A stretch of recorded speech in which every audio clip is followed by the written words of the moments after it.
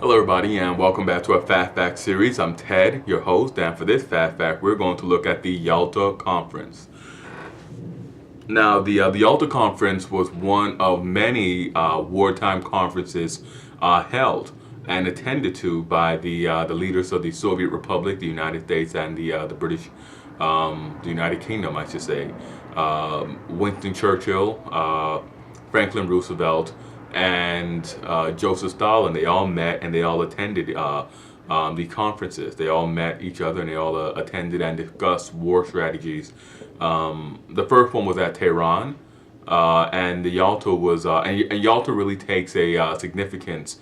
It really becomes more the significance of all these meetings, all of these talks, because it occurred right before the war ended. But none of the combatants knew that the war was going to end.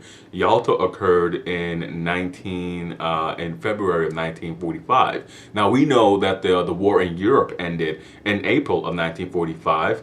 But at the time, none of them knew that that defeat was imminent for the Nazis. At this time, the Nazis still had a large field army on the Western Front.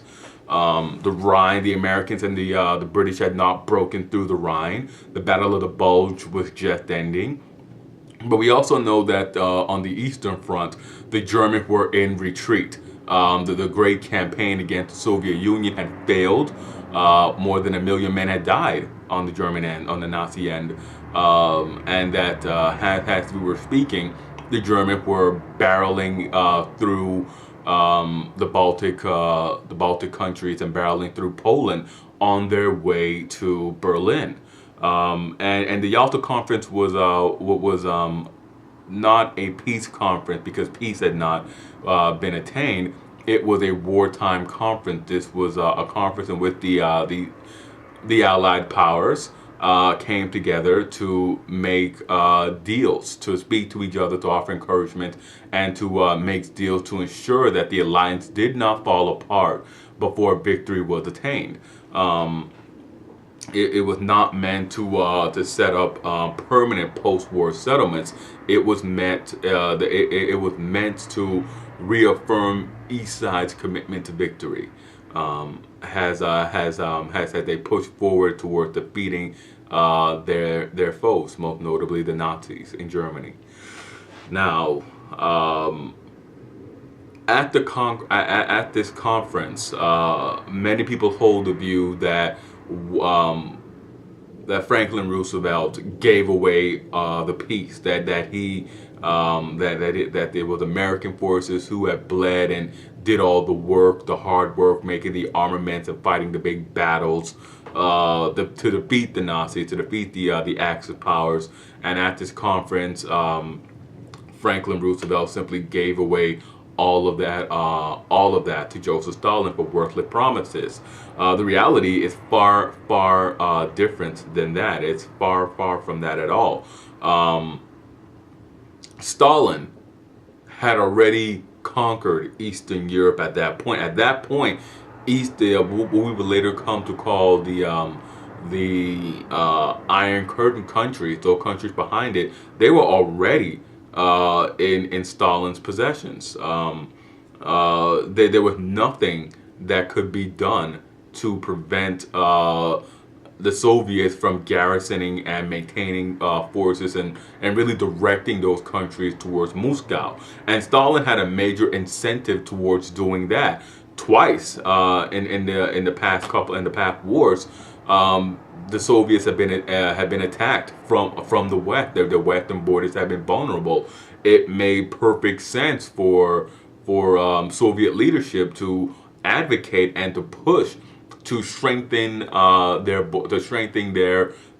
countries directly in front of their national borders. And Stalin's plan was very simple. It was to have direct or indirect control over the affairs of Eastern Europe to prevent an invasion of the Soviet Union from the West. Stalin was also very embittered against Churchill and Roosevelt. When the alliance between the three men and their respective countries came about in 1941, 1942, aid was promised almost immediately to the Russians, who were at that point facing the bulk. And throughout the war, throughout the World War II, the bulk of the Nazis' attention will be directed towards the Soviets. The Soviets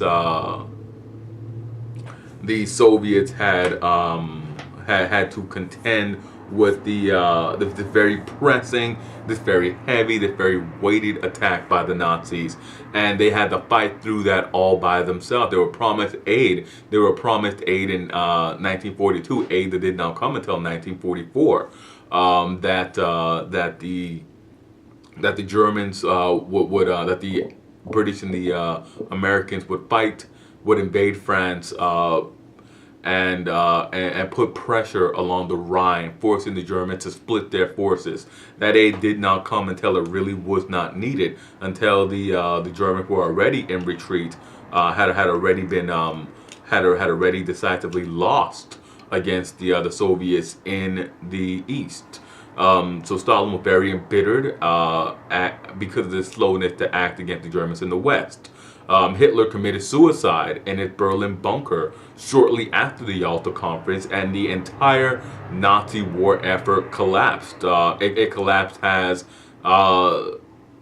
he committed suicide, and the entire resistance collapsed as the Soviets were pressing in from the east, as they were closing in on Berlin. The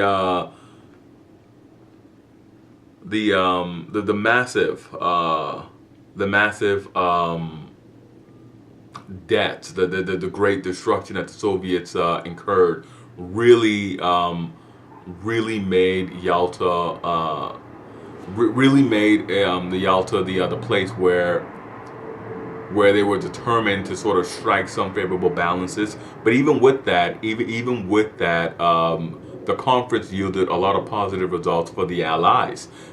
Given the relatively weakness of the British and the American position in February of 1945, Franklin Roosevelt was still able to walk away with very favorable terms. For example, the division of Germany. When the conference was taking place, the Soviets were in control of Eastern Germany, but Franklin Roosevelt was able to wrangle large zones of occupation for the Allied powers.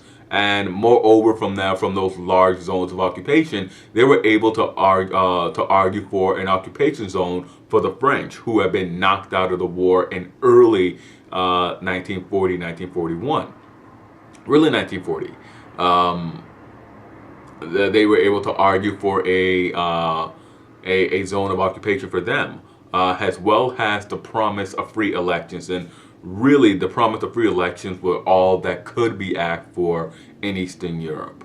The video is going on a little bit longer than I thought that it would, or that I wanted to. So we're gonna break here. We're gonna end here. Hit like, subscribe, and comment. Let me know what you thought about this fast fact. And there's a lot that can be said about the Yalta Conference. A lot more. A full lecture series on the conference alone can be created. But the fast facts are designed to be short, quick videos. Hit like, subscribe, and comment, and let me know what you thought about this fast fact. As always, I'm Ted, and I'll see you guys next time for another fast fact.